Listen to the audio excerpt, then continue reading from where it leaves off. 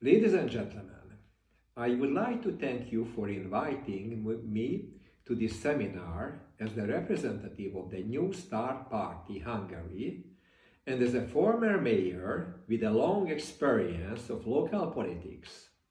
As you perhaps know, as a former chair of the External Commission of the European Committee of the Regions, I have been involved actively in launching several of the European Union external relation projects, including the Eastern Partnership Initiative and the Euro-Mediterranean cooperation. Our discussion today is very timely. We are meeting in the 70th anniversary year of the Schuman Declaration. As we all feel, this anniversary offers a unique opportunity for stock-taking and to show where, as Europeans, we stand today and just what our strategic options are. I would like to share with you just 4 ideas. Firstly, my belief that the European Union finds itself today at crossroads. Secondly, that the coronavirus epidemic induced economic crisis has underlined the need to construct an anti-fragile union. Thirdly, that the office of the mayor remains the most trusted political office in Europe. And finally, the regions and cities are set to take on a more prominent role in the future, both in Europe and around the world. Ladies and gentlemen, today we find ourselves at crossroads between a more integrated union and a more inward-looking patchwork of nation-states pursuing their own interest, only their own interest, and choosing the policies that suit them, that is, so-called Europe à la carte. This latter, Europe à la carte, goes against the principle of the shared responsibility and solidarity, the main principles which was laid down by our founding fathers, Robert Schuman and his close collaborator, Jean Monnet. Both of them believed in gradual integration. However, the political philosophy and approach to the European integration taken by our founding fathers is today being questioned by both the public and radical forces, particularly within some peripheral member states. What we can expect as a result is an increased number of Eurosceptics, even in the European Parliament. So, it's high time to build an anti-fragile political system for the European Union. A couple of words about the crisis. The term of crisis, it comes from the Greek word krisis, meaning judgment or trial.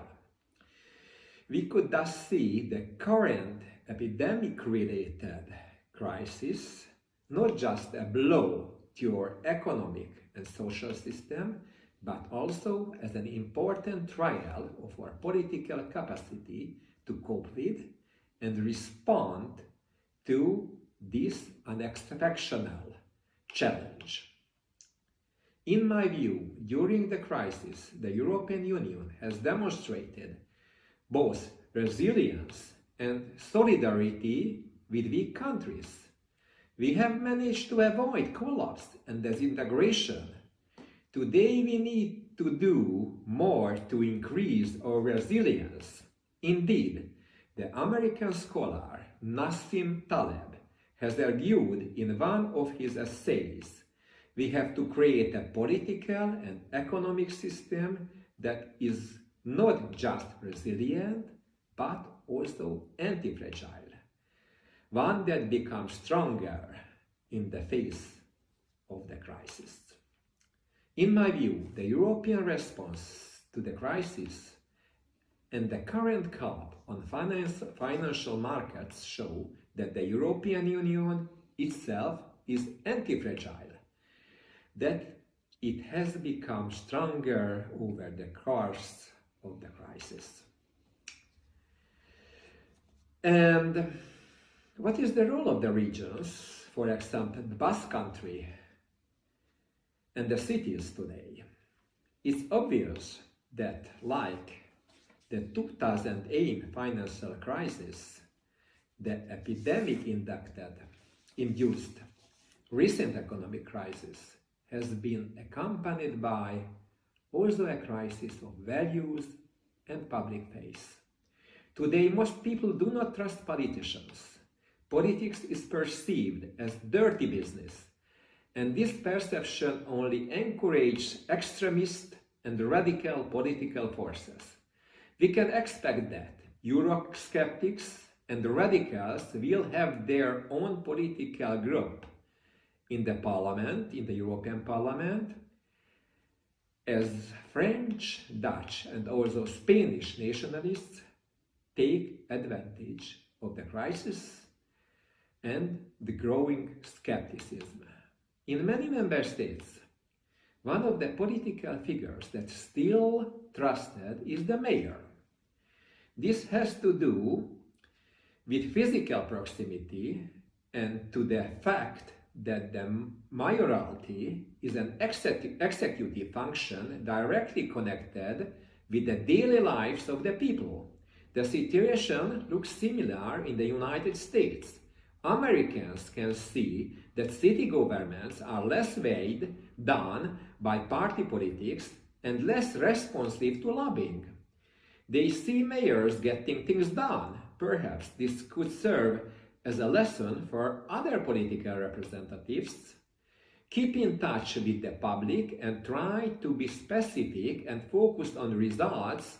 Try to speak to their everyday concerns and understand their joys and sorrows. Given that the mayors are political figures that still enjoy the public's trust, I believe that the future of local politics is bright, not just in Europe, but also internationally. Regions and cities are becoming active global players in investment, environmental protection, and through the diplomacy of cities in contemporary international relations. We are seeing the creation of a new concept of local sovereignty, expressing the fact that some urgent global issues are better addressed by regions and cities than by nation states. In parallel to different governance structures such as the United Nations, the G8, the G20, there was established a new platform, a global parliament of mayors. This idea was supported by Michael Bloomberg, the former mayor of New York City, who said, "I don't listen to Washington very much.